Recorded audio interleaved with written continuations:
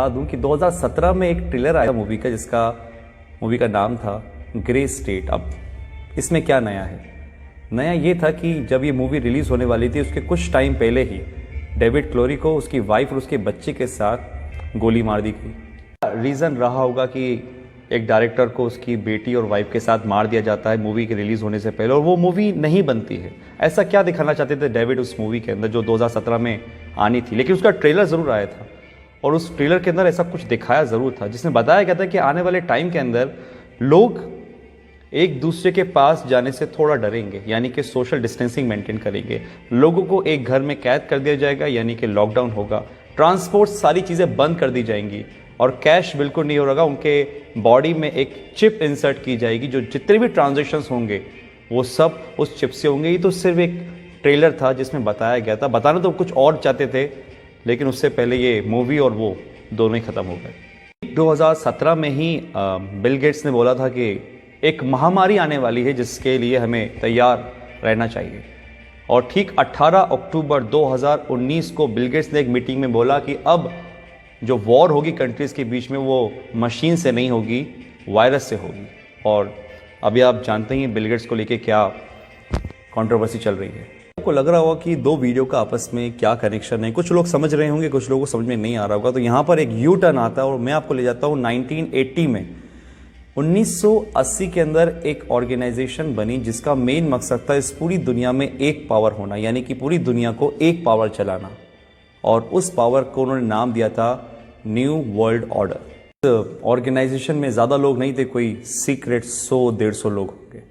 और एक बहुत डरावने वाली बात इस ऑर्गेनाइजेशन की ये थी कि वो इस दुनिया की टोटल आबादी को 50 करोड़ में लाना चाह रहे थे, 50 करोड़ में।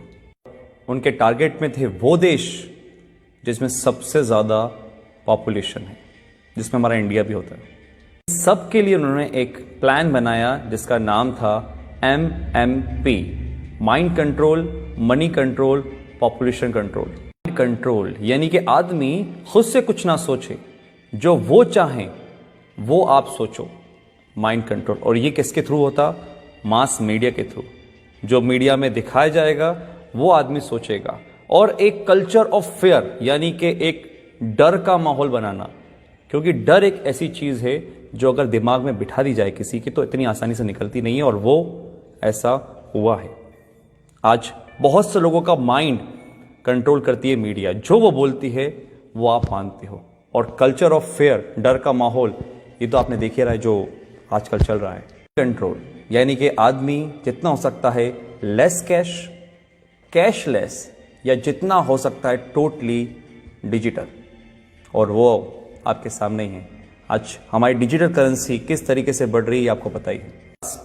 पॉपुलेशन कंट्रोल, और वो कैसे होगी? जिस देश की आबादी बहुत ज़्यादा, जहाँ पे बहुत सारे लोग हैं, क्योंकि एक देश की ताकत उसके लोग ही होते हैं, वहाँ की पॉपुलेशन नहीं होती है।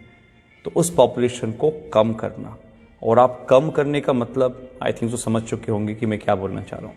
इतनी बड़ी ऑर्गेनाइजेशन चला रहा है, कौन ये सब कर रहा है, ये सब आपको आने वाले टाइम में अंदर पता चल जाएगा। क्योंकि आने वाले टाइम में सिर्फ दो लोग रहेंगे, एक वो जो काम करेंगे, एक वो जो काम करवाएंगे। अगर मैं इसको स्ट्रेट फॉरवर्ड बोलूं तो राजा और गुलाम। एक वो लोग जो इस दुनिया पे राज करेंगे और एक वो लोग जो उन राज करने वालों की गुलामी करेंगे। ऑर्गेनाइजेशन का एक एजेंडा था, एजेंडा 21, यानी कि 2021 तक इस काम को पूरा करना। और 2020 जब से स्टार्ट हुआ है, आपको पता है सब क्या हो रहा है। लाखों लोग हैं जो समझ पा रहे हैं इस बातों को, लेकिन करोड़ लोग हैं जो इस बातों को नहीं समझ पा रहे। एजेंडा 21, 2021 तक इन काम को पूरा करना। और अगर सीरियसली इस बातों में कुछ भी सच्चाई है तो हम बहुत बड़े खतरे में गाइस। ये वायरस आया जो कि हमारा है नहीं, किसी और देश से आया है। हम आपस में ही लड़ रहे हैं, कोई धर्म के नाम पे तो किसी काम के नाम पे। और जो इस एजेंडा का सबसे बड़ा फंडा था कि लोगों को आपस में लड़वा दो, आज हमारे घर में हम छोटी छोटी सी बातों पर विवाद कर लेते हैं। आज अगर हम घर से बाहर निकलते हैं तो हमारे घर वाले इस चीज़ के लिए प्रोटेस्ट करते हैं कि भैया घर से बाहर नहीं निकलो, बाहर जाओगे तो मर जाओगे। ये दिमाग में हमारे किसने भरा? कौन कंट्रोल कर रहा है हमारे दिमाग को? आप खुद समझदार हैं। बहुत से लोग बोलेंगे कि यार ये तो कुछ कहानी जैसी लग रही है। तो कहानी सही, क्योंकि जो अभी मौजूदा हालात हैं कोरोना से लेकर, ये भी कोई फिल्म की स्टोरी से कम नहीं है, जो बढ़िया से स्क्रिप्ट करी गई है और बहुत अच्छी तरीके से प्ले हो रही है। मैं आता हूँ अपनी पुरानी वाली बात पर कि जो सुबह मेरे साथ इंसिडेंट हुआ कि एक मध्य वर्ग का आदमी जो लोअर मिडिल क्लास है, जो शायद कुछ भी काम करके काम चला रहा था, वो मांगने को नहीं तैयार है। वो 3 दिन पुरानी रोटी खा लेकर छुप कर उठाकर, लेकिन वो मुझसे पैसे लेने को तैयार नहीं था। मैंने फोर्सफुली उसको पैसे लिए थे। ये हालात है। तो एक मैसेज तो ये है कि अगर आपके आसपास कोई देखे जो हो सकता है मजबूर हो लेकिन शर्म के मारे नहीं मांग पा रहा हो, तो उसकी आप ज़रूर मदद करिएगा।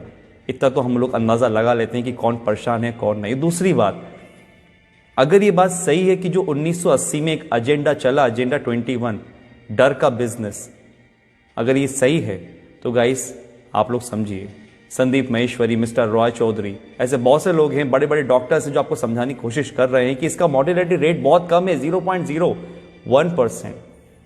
1000 में से एक इंसान मर रहा है, तो फिर किस बात का इतना हाहाकार मचा हुआ है? जस्ट बिकॉज ऑफ, क्योंकि हम जो न्यूज़ देखते हैं वो मीडिया से आ रही है। बात वही है, हमारे दिमाग को कंट्रोल करा जा रहा है, हमारे पैसों को कंट्रोल करा जा रहा है। आज हमारे पास इतनी आज़ादी नहीं है कि हम खुद का काम कर सकें।